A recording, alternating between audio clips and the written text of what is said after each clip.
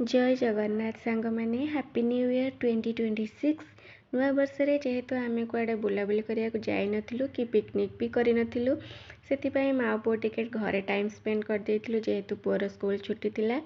एठी मो पुओ मो सहित टे गेलु हो जाउची। मो पुओ बहुत भल टिके भी दुष्ट नुहे। मु तार फेवरेट जलखिया दहीबरा आलुदम सकाळु नहीं आसती। आ मोर फेवरेट होउची नयापल्ली रवि भाई दुकान इडली घुगुनी आलुचप। तांको घुगुनी छड़ा मत कौटी भी घुगुनी भल लगे। तापर माँ पुओ टिके चा पी देलु जेहेतु पागटा ठंडा ठंडा थिला। चा पीया को एका तो भल लगे।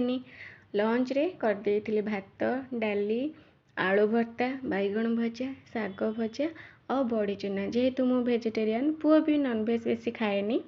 तापर संध्यारे माँ पुओ टिके केक खाई देइथिलु।